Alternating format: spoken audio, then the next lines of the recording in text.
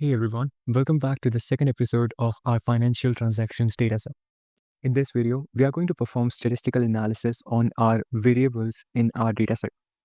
Well, in simple words, we are going to perform some numerical analysis using some test statistics. This video is divided into three parts.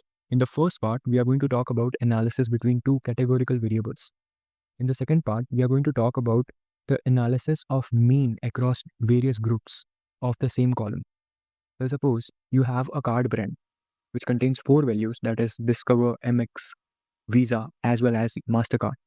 So you want to check whether the credit limit varies across these card brands. So for that, we have this analysis, which we cover in the second part of this video, known as ANOVA analysis. In the third part, we'll talk about the simplest analysis, which is a regression analysis. And in that also, we are just going to talk about linear regression analysis. So let's start this video by first importing some basic libraries. And yes, for this video, I'm going to use Pandas instead of poolers because a lot of users are comfortable with poolers instead of Pandas instead of poolers. And so for them, I have to use Pandas. So the first thing that we can do over here is that we can run this code cell, and then we are trying to import the dataset and convert it into data frame using Pandas. So over here, we can see that my Jupyter notebook, that is .ipynb file, is stored in this statistical analysis folder. And in order to go to this users data.csv or this cards data.csv, I have to first get out of this current directory or folder. And for that, we can use this // and then we can go to this data folder, which is over here. And then we can just grab the file that we want to convert to a data frame. And using pandas.readcsv, we are able to achieve this. Okay. So this is the simple syntax that we already saw in the previous video, but for the sake of simplicity, I'm again explaining it. If I run this code over here, you can see it is executed. Now let's talk about data preprocessing. So looking back to our dataset over here, you can see in the cards dataset, we have this value as cards on dark web, which is always no. That means there is no card which is on dark web, which is yes. Okay, so all these values are no. And when you have a dataset where each value is no, or there is only a single value for the entire column, the best way to deal with that column is to drop it. And so we are going to use .drop function offered by Pandas over here, and we're going to pass the column in it, and that's how you drop a column. If I run this code, it is executed. That means my column is now dropped. After that, we have current age. So let me very quickly show you what's the problem with current age. So if I say df.users and then I say .head, so you can see I'm getting this current age over here, which is 53. Now try to calculate this current age by yourself with this birth year and birth month. Of course, it is more than 53. In fact, it is 58. So why I'm getting this current age as 53 over here? Because this dataset was last updated 5 years ago. And to get the current age, which is actually the current age, I have to use some current date time to work around it. And so for that, we are going to use our datetime library, which we imported above, right over here, datetime. And then we're going to say that datetime.now.year, this will give me the current year, and datetime.now.month will give me the current month. And I'm going to store these values inside current year and current month. These will be the numerical values, and month will be represented as 1, 2, 3, 4, 5, 6, 7, 8, 9, and so on till 12. After that, we will apply simple maths. I hope I don't have to explain this line, and I will also convert this to integer type just to make sure that my output is of type integer, and I will store it in current age column of the data frame users. Okay. If I run this code, it works perfectly. Let me cross check this as well. Users.head, and this will give me the current age as 58. Okay. So you can check on this thing for all of the cases as well. Now it will definitely work perfectly, and we got this thing cleared. Okay. After that, the another problem that we face in our data set is for all these numeric values, that is credit limit, or in our users data set, we have this per capita income, yearly income, total debt. All these values you can see over here are of type string because there is a $sign before them. So using simple regular expression that we studied probably in our Python sessions. If not, then let me just explain you what we are doing over here. We are fetching the columns over here. In DF cards, we have credit limit. You can see also that in our cards data, we have this credit limit, which is in the format of a string. So I'm going to fetch this over here, and I'm going to say this string replace the $sign with nothing. So this is a very simple expression to replace $sign with nothing. It's again a very simple thing that you can easily implement. And then we will convert this to type float. We'll do the same thing for the per capita income in our users data frame, and for yearly income, as well as for depth as well. Total depth. Okay. It's not depth. I don't know how to pronounce it, but I guess it will work for you. So yeah, we got it correct. And now again, if I say df users dot head, I will be getting my first 5 rows, and you can see over here now the dollar sign is removed and it is converted into a floating number. That's perfect. After this, you can also check for the cards as well. It will be updated. After that, we have to check for the account open date. Now, what is the problem with account open date? If you come over here and you see this format over here, this is of type string. So we have to convert this to date time format. And so for that, we are going to change this to date time, and we are going to pass this column over here, and we are going to set this format as month, year, and yeah, that's it. If I press enter, this code will be executed, and my column that was account open date, which was of type string, is now converted into a date time format. After that, we'll also create a new column, which we did in our last video, and we are going to do again for this video as well, which is to add a retirement status. So if this current age is greater than the retirement age, then I will create a new column as retirement status, and that column will have either retired or not retired value. So I will create a new column over here as retirement status. Here I'm going to use NumPy, where we have users current age greater than users retirement age. And if it is greater, then I'm going to say retired. Otherwise, I'm going to say not retired. So a new column will be created with the name retirement status, and it will have these two values in it. As soon as I run this code, this is also executed. Let me cross check this as well. df.users.head. So if I run this code over here, you can see in the end I have this retirement status column, which will show us whether the user is retired or not. So yeah, this was something that we did in our last video. But in this video, we are going to combine these two data frames or these two data sets. So why we will combine? Why we are making this video? For analysis. And when we talk about analysis, we talk about normalization, denormalization. We talk about those basic SQL topics that you have covered in your bachelor's, or you will cover pretty soon in your school or college. If not, then let me just explain you what is normalization and denormalization with a single image. Over here, you can see this is an image that I took from LinkedIn. And in this image, you can see what is normalization. Normalization is when you divide your dataset into multiple files in order to perform what? In order to perform transactions easily. Well, why? Suppose you want to add a new row or a new data about your maths subject. So you can easily go to the maths over here. But suppose you want to add marks to your history subject. So you will easily go to your history dataset. But when you want to fetch these values, it will take a lot of time. We have to search through all dataset that where is my history, and then you have to fetch your marks. So for analysis, we have to fetch. We don't have to feed. We are not changing our dataset. We are just taking the values from our dataset or our data frame. So the best way to work when you are going to perform the online analytical processing instead of online transaction processing, okay, is to combine the dataset, is to denormalize the dataset. Whereas when you want to add the dataset, when you want to add the new columns, you will perform normalization. That means you will split your database. I hope you understand this simple concept.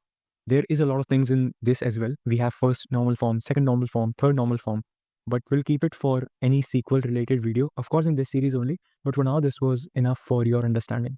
And that is why we are going to combine the columns, which is our cards data as well as users data. Now how we will combine? I talked about this in our last video as well, that in our users data, we have this ID, which is working as a foreign key over here with the client ID column. Okay. So here the client ID is my foreign key, which refers to this user data. So on basis of this, I'm going to apply a join. Now, if you don't know about join, it's completely simple. There is nothing like a rocket science. Please guys, don't overhype SQL. At least for me, it is not something that is required to know now, even after these many enchantments in AI/ML. If you are still stuck in these basic topics, you will probably end up getting a job in a company which will be just destroyed in few years because of this. Again, the advancements that we are looking at in the field of AI and machine learning right now. Okay, so just for that, let me tell you what is join. So we have to combine two data sets over here, two big tables over here, and we have a common thing to combine those two tables. So again, let me just open my users and cards data. So over here in the users data, I have this ID. So all other thing that I have, I want to pass it to the place in my client ID in my this cards dataset where the ID is 85. What I want to say is, for this 85 value, I want to give all these values and store all these values in cards dataset. So after no, I will be getting all these values. Okay, sorry. Let me just copy this. See, I got all these values. It contains user's current age or all other details that I had over here. Okay, so why I want to do that? For the simplicity of my analysis, and it will help me to just fetch what I need rather than searching for my data sets. Okay, so this is what I want to achieve on this condition where there is 825. So for the ID of 825, I am going to give all these values. Sorry, for the same ID, that is my client ID, which is working as foreign key over here. So to achieve this, let me again just put this back, or else we'll end up losing all our data set. So let me just come back to my code over here. So to achieve this thing, what we can do is we can merge these two values, that is these two data frames, that is df.users and df cards. And we are going to say left on ID. That means in our users data, we are going to say that is left on ID. From the left value, which is my df users, we are going to fetch the ID. And for the right, we have client ID.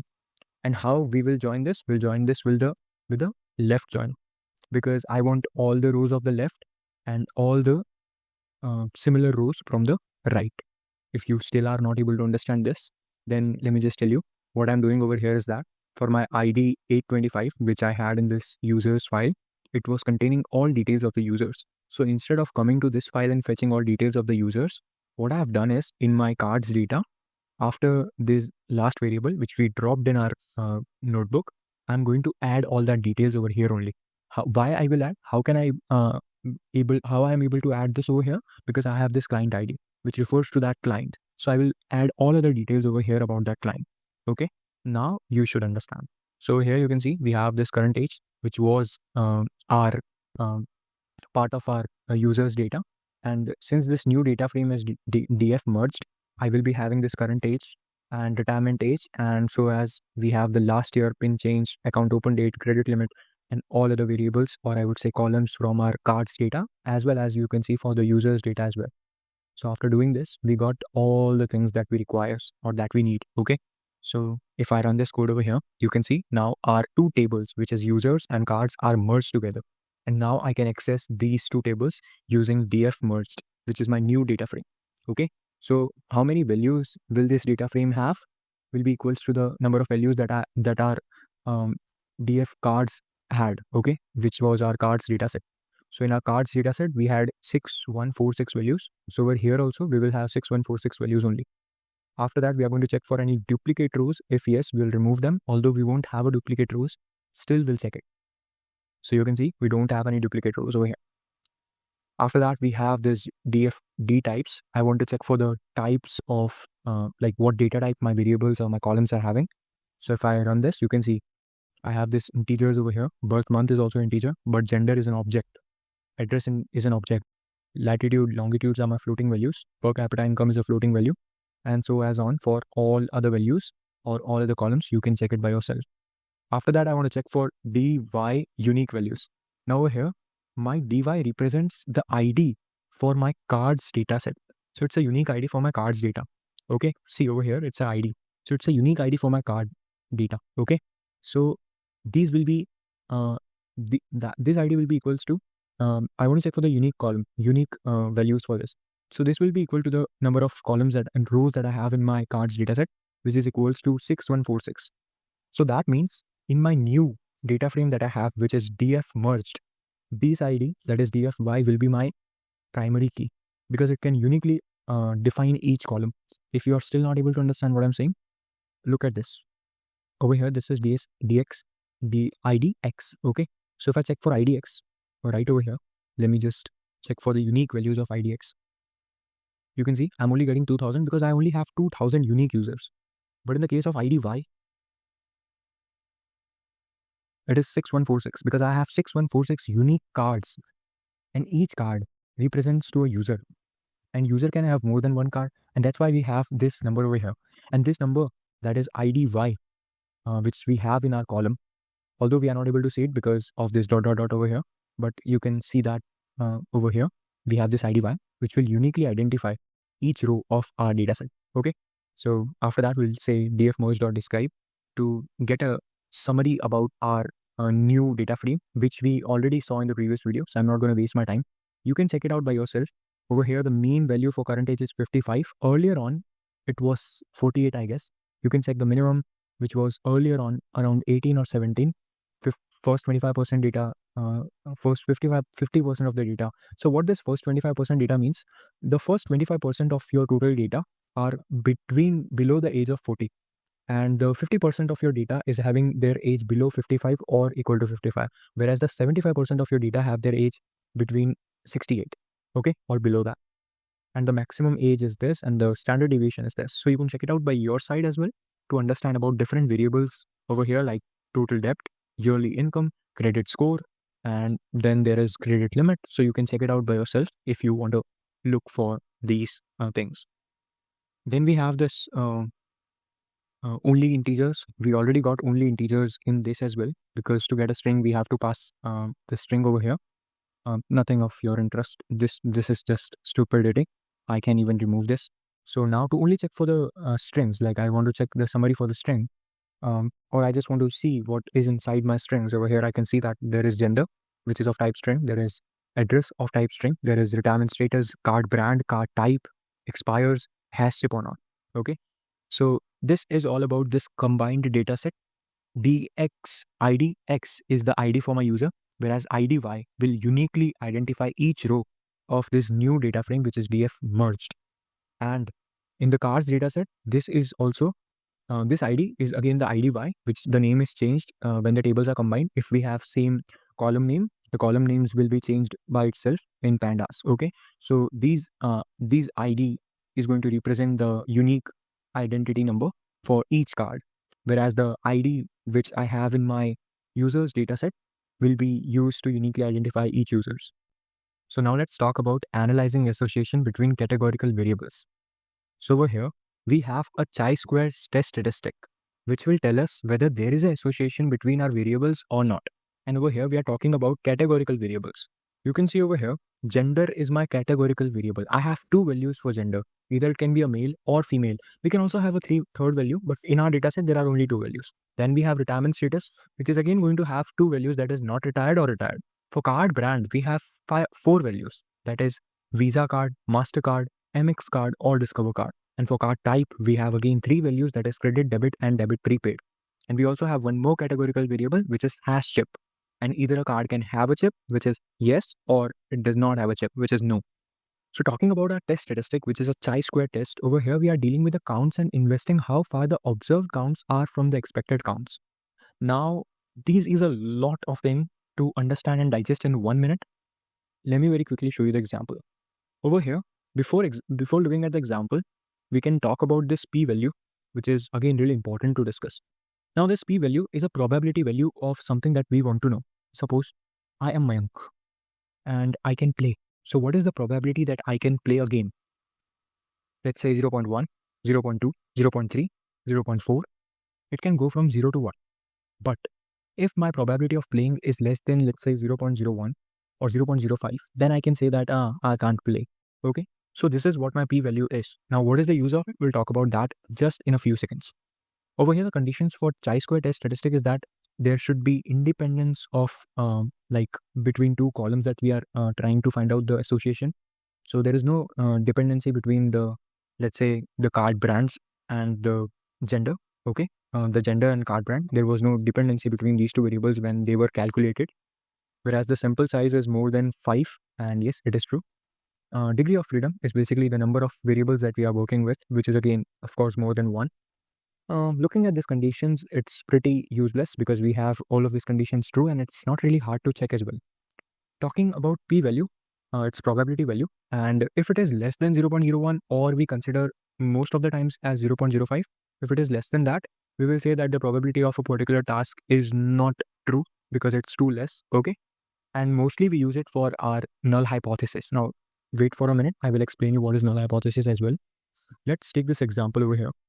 In our dataset, we have total 221 females using MX card. For Discover card, we have only 115 females using Discover card.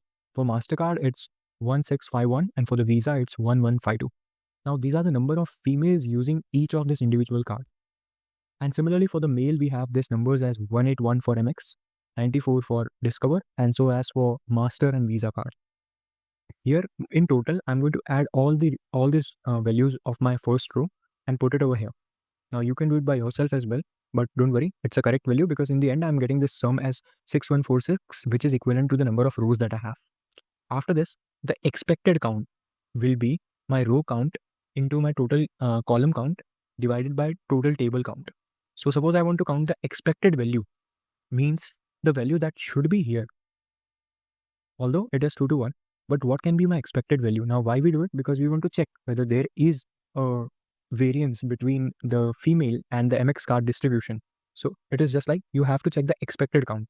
So the way to do it is like you have to first multiply the row count, which is 3139, into the column count, which is 402, divided by the total number of count. I will get it as 205.32. So this will be my expected count.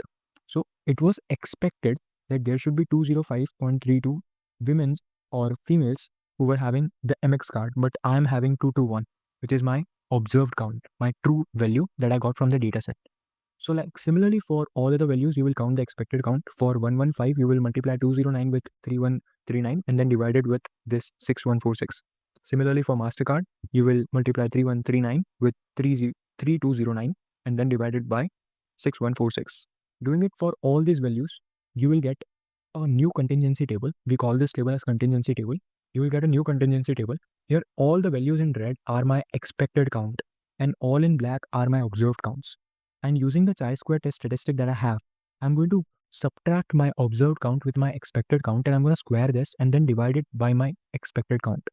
If I do it for all this case, I get this value in the end. And for this value, if I try to find out the probability, I get it as 0.01. And 0.01 is significantly larger than 0.01 or 0.05 because it's 0.1 over here.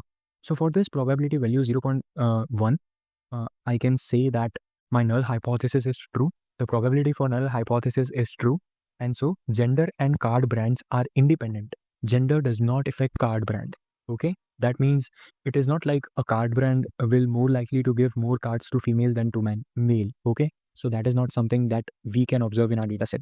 That means there is no relationship between gender and card brand. So that's how we perform these beautiful, I would say, categorical analysis of two categorical variable using chi-square test statistic. Now let's try to implement this in Python in our Jupyter notebook and see how it works over there in the code. So in Python, we can easily perform chi-square test statistic between two categorical variables. And let's try to see how we can implement that. Over here, we have this whole theory that I've already discussed in the better way.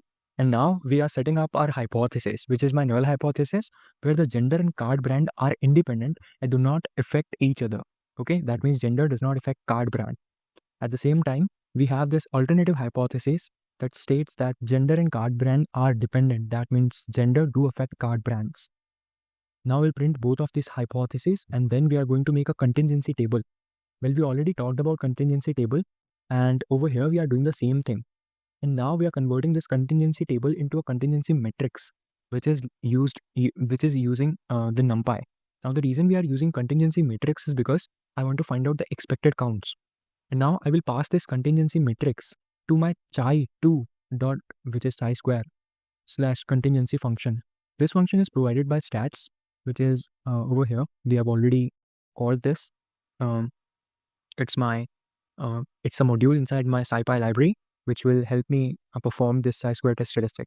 So this library contains a function as chi-square contingency, and this function will help me to perform my chi-square test statistic. So over here, this will give me the number, which was 6.14, something around like that. And after that, we have degree of freedom as well as p-value, which will help me perform my analysis on basis of that. Over here, we have set the p-value, which is like, I told you about it, like the p-value less than 0.01 or 0.05 will state that we will reject null hypothesis if it is less than that. If not, then we will say that yes, we are not able to reject the null hypothesis. Okay, so we either reject null hypothesis or we fail to reject null hypothesis. So if the p-value is too low, or over here it is 0.05, it is less than that. If it is less than that, we will reject null hypothesis. So if I run this code over here, you can see my two hypotheses are stated over here. That is null and an alternative hypothesis. After that, this is the contingency table, which is showing my observed counts, not my expected counts. After that, this is my chi-squared test statistic, which was similar to something that we calculated manually. And degree of freedom is 3 because degree of freedom means you have to take all these variables and do -1. So it will be 4 minus 1, 3. Okay, it is just like the number of variables you have to work with. Then we have p-value, which is 0.1 greater than any significant value of alpha. Alpha is my probability value. So it is 0.05, although if it would have been 0.01, still my p-value is greater than 0.01 or 0.05. Okay, so since my value of alpha or p is greater than 0.05, I am failed to reject null hypothesis. So since p-value is high, I'm failed to reject null hypothesis. So data does not show convincing evidence that gender affects card brand, or I would say gender and card brands are independent. And that is what something I'm getting over here. Means there is no effect of card brand or gender on card brand. Similarly, we can check the same statistic for our card type. We have 3 card type, and I want to check whether gender is having effect on card type. So in order to do that, we'll again write the same code. You can do it by yourself as well. I'm not going to explain this code. It is ditto similar to the code we used above. And as soon as I press enter, control enter, you can see over here, I'm getting these values as this contingency table first. My data degree of freedom is 2 this time because there are only 3 variables. So 3 minus 1 is 2. So yeah, that's all about chi-square test statistic. You can also take new variables over here. Let me, you can do it by yourself. Try to find out relationship between, let's talk about what categorical variables we have. Okay, so try to find out the relationship between card brand and retirement status, and also between card type and retirement status. And do comment down about your hypothesis and about your results that you got between card brand and retirement status and card type and retirement status. Okay, so yeah, that is all about the analysis of 2 categorical variables using chi-square test statistic. And now let's talk about our second important discussion for this day and this episode, which is ANOVA F-test. So talking about comparing several means, that is analysis of variance. Well, over here, we are trying to analyze numerical variables across categorical groups like card brand or card type. Well, in simple words, comparing several means mean that suppose we have this variable as yearly income, and I want to check whether yearly income mean is changing across genders, across retirement status, or across card brands, as we have 4 card brands. So I want to check whether there is a card brand that is going to have higher yearly income mean than other card brands. So doing this kind of analysis is possible with this test statistic, which is also known as F-test, and we call it as ANOVA test. Okay, so comparing several means analysis of variance is something that we are going to do. You can use ANOVA to perform or to compare the means of numerical variables like yearly income, credit score, total debt across various categorical variables like gender, retirement status, card brand, or card type. So over here, you can see all of the variables we have. So you can check out and select the variables of your interest from this to perform this ANOVA analysis. Now, one thing that I want to clear out is that ANOVA analysis is not easy when you look at it for the first time. But with time, it becomes easy for you to understand and for you to work around it. So as this is going to be your first video, you might face some difficulty to understand. I've added a GitHub link in the description, which explains ANOVA in depth so that you can understand what's type 1 error, what's type 2 error, and how ANOVA analysis can help us with that. But for the sake of simplicity for this video and the length of this video, I'm going to keep it simple. Over here, we have imported several libraries which will help us to work around the ANOVA analysis. I'm going to run all of these libraries and then come down. Over here, we are setting up our numerical variable and a categorical variable to analyze the relationship between both of these. In simple words, we are going to analyze the mean credit value across all credit card types. Okay.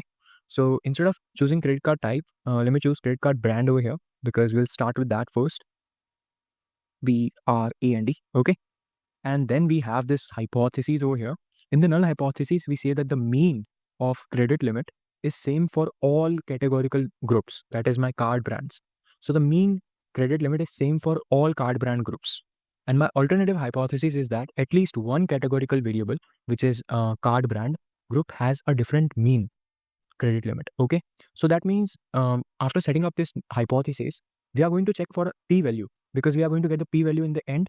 So if the p-value will be greater than 0.05, we say that we are unable to reject our null hypothesis, or we fail to reject the null hypothesis. And so we say that the mean is same for all groups. Okay.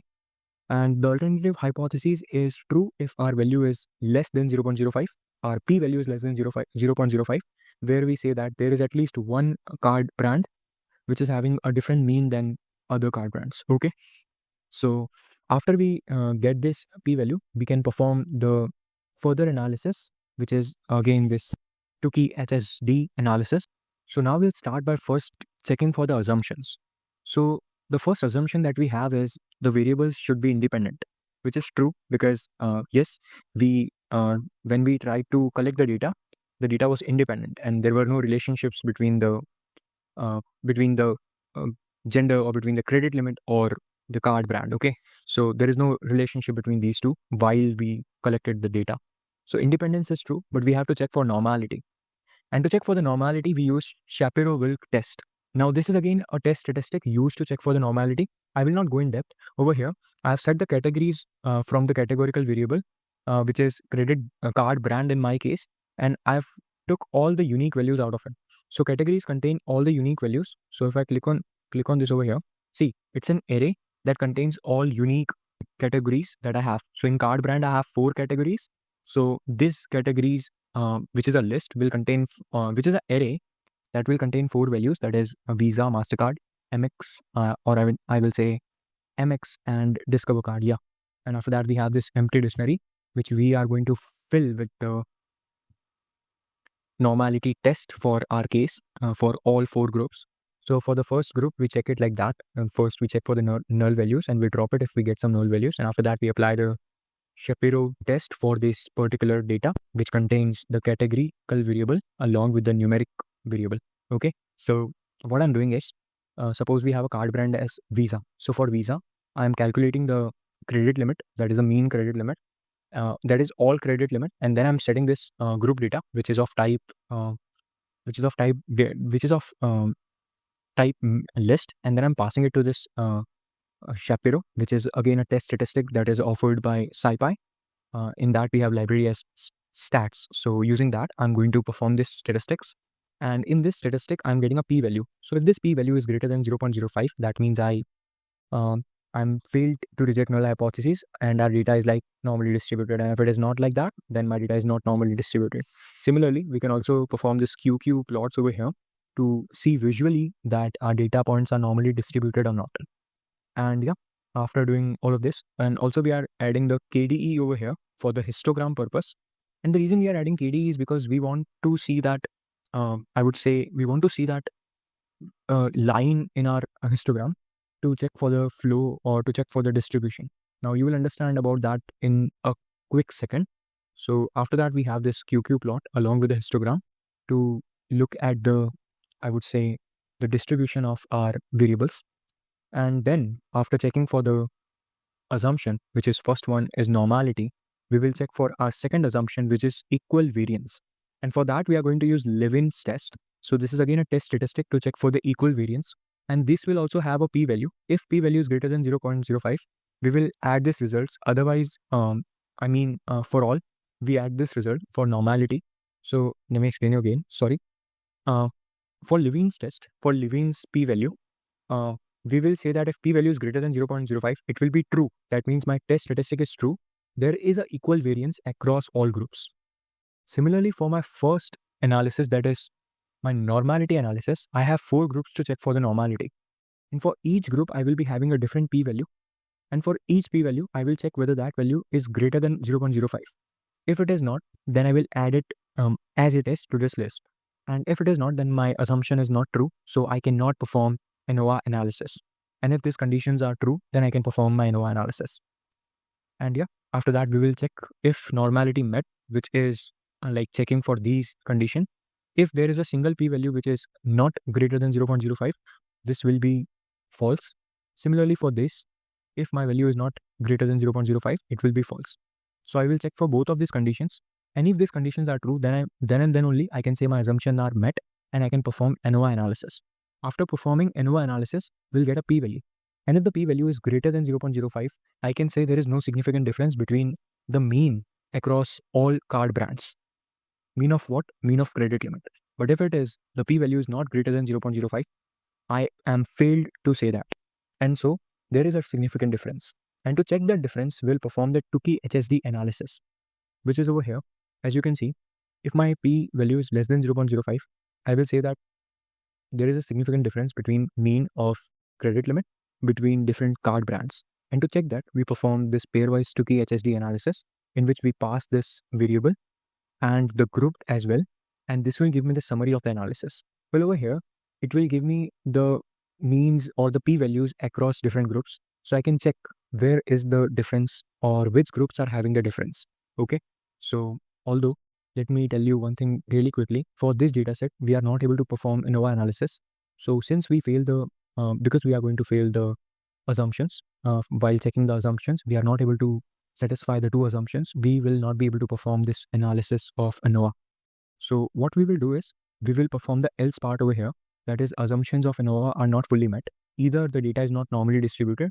If normally met is false, normality met is false, then we will say that normality is violated. Or if my equal variance met is false, that is my Levene's test statistic p-value is less than 0.05, then this condition will be violated. Okay. And I'm getting these variables from this case over here. Okay.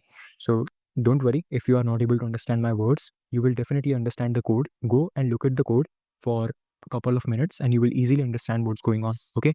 So basically with this line of code, with this function over here, I'm checking whether the Levene's p-value, that is my test statistic, is greater than 0.05. If it is true, then these equal variance meet variable will have a true value. Otherwise, it will have a false value. Similarly, for normality met, we have to check for all cases. If all cases have their p-value greater than 0.05, then it is true. Otherwise, it is false. So according to that, I'm going to set this statement over here. And since these assumptions were not met, we will perform the Kruskal-Wills test. Again, this test will help us understand the same thing, whether the median of the credit limit is same across all groups or not. And now for this test statistic also, we will have a p-value. And if this p-value is less than 0.05, that means we have a significant difference between the credit limit and the card brand. And if this statistic is greater than 0.05, then we'll say there is no difference or no median difference. Okay. Here we are not going to use the word mean. We are going to use the word median. Okay. After that, if there is a difference, we have to check for that difference. And for that, we are going to do the Dunn's test. Don't worry. See, guys, you just have to copy this code and work around different variables by yourself for the first time. And after a number of times you will look into this code, like you look at the people, you will understand more about it. Okay. So even if you are not able to understand what's going on right now, just understand that we performed ANOVA analysis where we were not able to perform that because of the assumptions that we set were not met, and it is not able to, we are not able to perform ANOVA analysis without checking for assumptions. So the alternative option that we have is Kruskal-Wills test. And over there also, if we are getting a p-value less than 0.05, that means there is a significant difference. And to check for that difference, we are going to perform the Dunn's test. And in Dunn's test, what we are trying to do is, it is a post ad hoc technique. Okay, post hoc technique, which is similar to this Tukey HSD over here in case of ANOVA. Okay, because in ANOVA also we are getting a p-value. And on basis of that p-value, we can say whether the mean is same across all groups or not. So null hypothesis would be, in my ANOVA analysis, that mean is same across all groups. And alternative hypothesis will be that mean is different. There is a significant difference in mean. Whereas when the p-value is less than 0.05. And when the p-value is not less than 0.05, we'll say that there is no significant difference. So for ANOVA as well, we are performing the same thing. But now, since we are not able to meet the assumptions, we will perform Kruskal-Wills test. And if in that we get the p-value less than 0.05, we will check for the Dunn's test. Okay. Since the p-value is less than 0.05, we'll perform the Dunn's test to check for which groups are having this difference or which groups are not having this same medium. Okay. So significant difference between group 1 and 2, I and j for p-values. And you can look at this code by yourself. I'm not able to, or I will not prefer to explain you what is going on in the for loops. It's pretty simple. So yeah, after all of this, and if ANOVA was used, that means if my normality met and my equal variance met, I can also perform the residual analysis. Although residual analysis is to check for assumptions only, but for the sake of simplicity of this video, I will not talk about residual analysis, although I have kept it over here for you to analyze. Well, the reason is because we are not having this normality in our data for this whole data set. So talking about residuals will just not be something that I would prefer, but it's a great analysis that you can make to check for the assumptions for ANOVA F test. Okay, so you can try to check it by yourself as well if you want, and I will attach some resources, don't worry, so that you can have a better understanding around this topic. For now, let me just run this code, and I'm really sorry if I missed something that you wanted to study, but that was all from my side for this topic. And yeah, now let's talk about the analysis. Over here, the alternate hypothesis is that the credit limit is same across all groups, and the alternative hypothesis state that there is at least one card brand group that have a different card limit or credit limit. The first histogram shows the credit limit for Visa, and the QQ graph clearly states that the normality is not met because the graph is not normal. And also for the Shapiro-Wilk test, we can see for the Visa, p-value is very less. That means normality is not met. That means our graph or our, I would say, the relationship between credit limit and the Visa card brand is not normally distributed. It is not normal. Similarly, for MasterCard, we have this very less p-value. And so as for Discover and MX. Okay. So we fail to check for the assumption. That means normality is not met. Okay, since our assumptions are not fulfilled. Okay, so although we can see this graph over here for Visa, for MasterCard, for Discover, and for MX card. After that, since we are not able to met our analysis, although we'll perform Levine's test over here as well, where the p-value is really very less.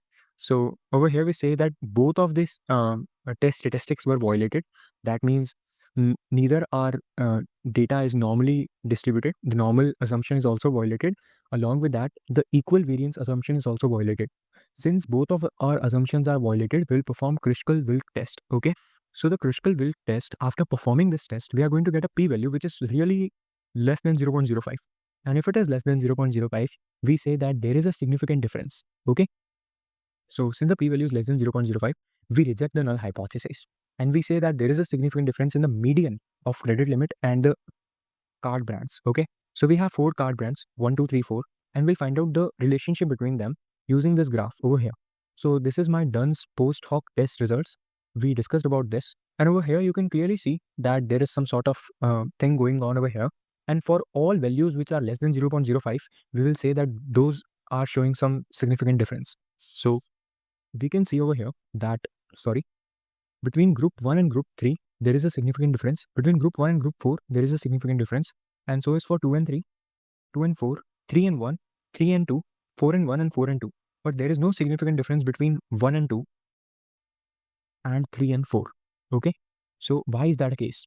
Why we don't have any significant difference between group 1 and group 2 and between group 3 and group 4?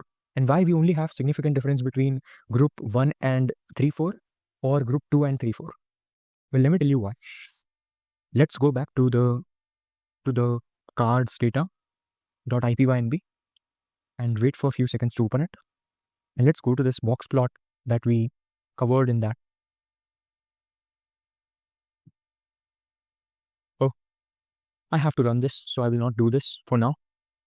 I guess we already have, yeah, we have the credit limit over here. I will set it as credit limit. So I will show you why we have this difference between the group 1, which is my Visa card, and MasterCard. So why group 1 and group 2 are not having any significant difference, that is Visa and MasterCard, and why group 3 and group 4 are also not having any significant difference, that is MX and Discover card.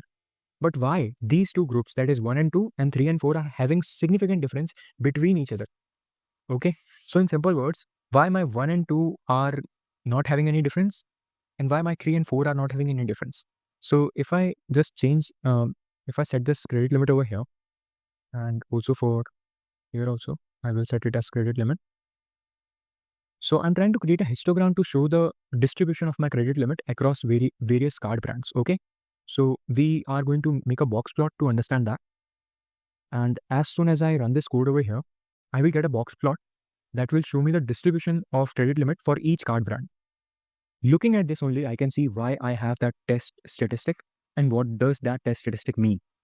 See, for Visa and MasterCard, we have similar values, which is clearly seen over here. For Discover and MX card, we have lesser values, which can be clearly seen. So Group 1 and Group 2 will have no significant difference. But Group 1 and Group 3 will definitely have significant difference. And so as for Group 1 and Group 4, Group 2 and Group 3, Group 2 and Group 4. Because over here, we can clearly see that the credit limit distribution is different for these two groups and for these two groups. And that is why we got this statistic above, as you can see. Okay. So yeah, simple as that. And yeah, that was all about the ANOVA analysis. Let's take another variable now for our understanding. So let's talk about a different variable in numeric. Let's talk about yearly income, which is my numeric value. And you can see over here, we have yearly income, which is of floating type. So when I take my yearly income and I want to check it for card brand. So does my yearly income varies between different groups of card brand? If I run this, I will get my statistic. Again, normality will not met. And so as for the variance, so you can see over here, the p-values are again less. This time it is not even close to 0.05. So we say that we are not able to meet the assumptions for normality. And these are the graphs that you can check by your side. Okay, this will take some time. And yes, after that, you can see for the Levine's test also that p-value is although 0.385, that means we are not able to fail the null hypothesis. That is, we are not able to fail the null hypothesis. That means the Levine test is fulfilled this time. Okay, so there is an equal variance between all group, but still normality is not met. Since we can see over here, normality is violated. So we will proceed with Kruskal-Wills test. So we have to check for both of the conditions. If one is violated, still we will perform Kruskal-Wills test. In this, we are getting this test statistic, which is again greater than 0.05, but less than 0.01. And this will be really important for our study because we took the p-value, the alpha, that is the significance level of p-value as 0.05. And for that condition, we can say that we are going to reject or we are not going to reject the null hypothesis. Okay. So for the p-value that is less than 0.05, we will reject the null hypothesis. But if our p-value, that is the significance value of alpha, let me show it over here to you. So for the Kruskal's p-value, we took it as 0.05, but we can also take it as 0.01. So if we would have took that as 0.01 over here, if we took that as 0.01, the p-value, that is the alpha value, would have been would have been less than the p-value, and so we would have not rejected the null hypothesis, and we would have said that we are failed to reject null hypothesis. Although the p-value is really close to 0.05, still we will say that it is less than 0.05. So we will reject the null hypothesis and we go for the alternative hypothesis that states that there is a significant difference in the median of yearly income between different card groups. Although when you look at this, there is only a significant difference between group 1 and group 3. Now, if I make this box plot again over here, and instead of credit limit, I pass yearly income, and doing the same thing over here, I guess it is not required, still I will do it. Okay, so I'll put credit limit like this only. So if you look at this new graph, instead of credit limit, it is yearly income. Okay, so just for those 1%, I will change this as well. Okay, so if you look at this graph over here, it's a box plot again. You will not see a significant difference between group 1 and group 3. Although my test statistics says that there is a difference. But again, if you look at this p-value, now you get the point. This p-value will decide whether this effect is very serious or not. Since this p-value is somewhat closer to 0.01, and if we took our alpha as 0.01 instead of 0.05, we would have not rejected the null hypothesis. And that's why we see this, I would say, slight effect. As you can see over here also, the p-values is somewhat close to, somewhat higher, I would not say close, but it is really higher than 0.05, which also states, or I would say which also fulfills the analysis that we are making over here, that if the p-value is somewhat between 0.01 and 0.05, we can say that we will fail to reject the null hypothesis, because even if we try to reject the null hypothesis, we won't see a significant difference. So over here, Visa and Discover are not showing any of such significant difference. There are some values over here in Discover as well, which are having the higher yearly income, and so as for the MX. So again, because of this reason, although the test statistic is showing a difference, still we won't consider it.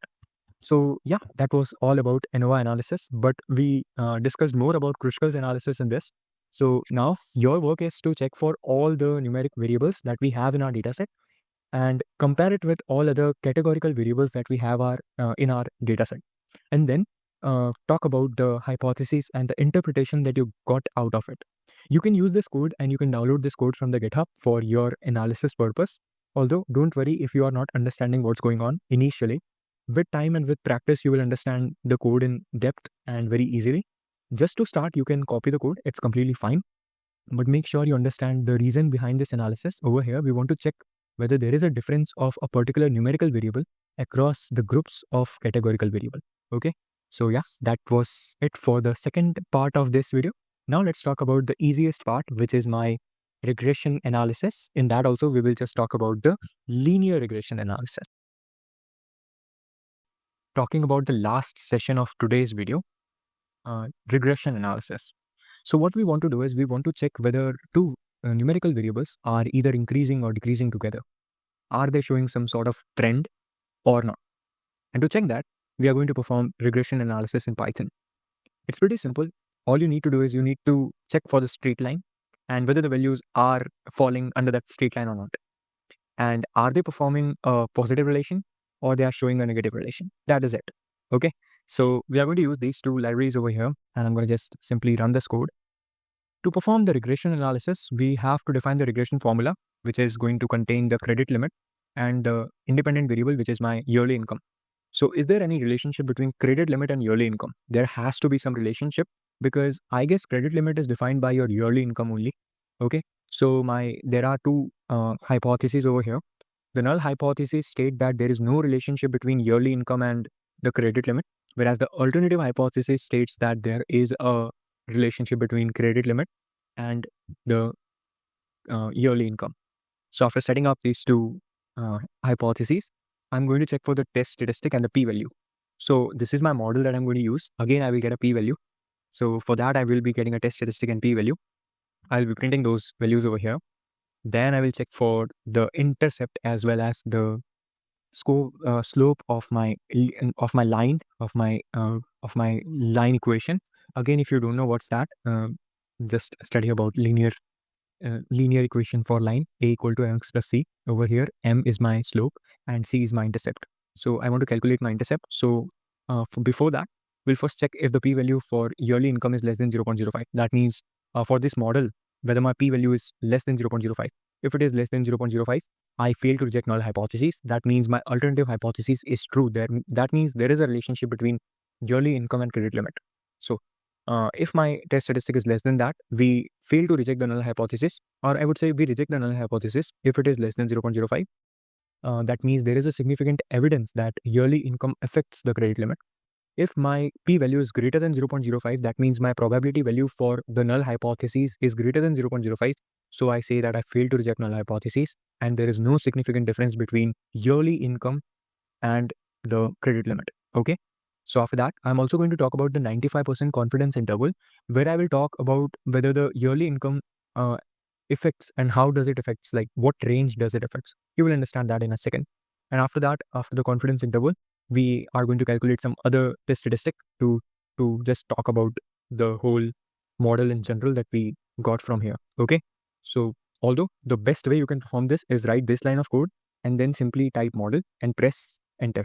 You don't have to write everything that I've written below, but to explain you right now, each line of code, I have written everything here in detail. Okay. So if I run this code, if I come down, you can see my null hypothesis and my alternative hypothesis. After checking for the intercept and for the yearly income, I can see the p-values over here is really less than 0.05, which is something that I want. If p-value is really less than 0.05, that means I reject null hypothesis, and there is a significant there is a significant evidence of relationship between my yearly income and my credit limit. Okay, so since the decision is to reject the null hypothesis, because the p-value is less than 0.05, it is really less than 0.05, it is too low. So there is a significant evidence that yearly income affects credit limit. Okay, so confidence interval says that there, with a 95% of confidence interval, for each additional unit increase in the year. So for every dollar increase, there is an association of 0.27 to $0.29 of credit limit increase. So I hope you understand how the credit limit is being affected with the yearly income. And we can also say that the higher the yearly income, the higher the credit limit. Okay, so I am not able to see the slope, although okay, never mind. So let me just make it a scrollable element. So after these 95% of interval that I got from here, although it is printed 2 times, sorry about it. And then we have this mean squared error, which is somewhat like this. Again, not of your use, don't worry about it. And then we have this further analysis, and this r squared is 0.3. That shows there is a weak relation, although there is a relation. Okay, so based on that, we say that we reject the null hypothesis. For overall model, there is a significant relationship between yearly income and credit limit, and yearly income do affect the credit limit. Okay, so that was all for the regression analysis from my side. You can perform regression analysis on various numerical variables like total debt versus the yearly income, and there is a lot of other options that you can apply over here. I will not do that, but you can on your side. So do those analysis and comment down below on what were your results, what were your interpretations, and if you have some confusion in this code. So yeah, that was it for this video. And for the future episodes, we are going to talk about a dashboard using Tableau or Power BI, which will be the interest of our topic of discussion for the third episode. After that, we will start with the machine learning projects around this dataset. But before that, there will be an episode where I will talk about this file, which I'm not even touching right now because it's 1.2 gigabytes. Okay, we'll figure out how to work with large datasets. We'll probably use PySpark. We'll use Databricks. We'll use something that is pretty interesting. We'll start with GitHub as well. I want to also make sure that I make this series for MLOps, that is machine learning operations, basically using cloud and other techniques that are used at industrial level. We'll use all those things as well, but initially for the first few episodes, I believe that understanding the data is important. And today we got a very good understanding about our dataset, and you can do the further analysis on your end as well. I will make sure that I add the GitHub code in the description where you can download it and tweak the values according to you. I have made the code really simple because over here also you can see you simply have to change these two values and you can easily perform any kind of operation that you would like around it. And I've done the same thing for the ANOVA analysis and for the chi-square test statistic. So make sure to check it out by yourself. And if you really like this video, then make sure to subscribe to my channel and also press the like button. So yeah, that's all for this video. Have a nice day. Have a beautiful day. And yeah, bye.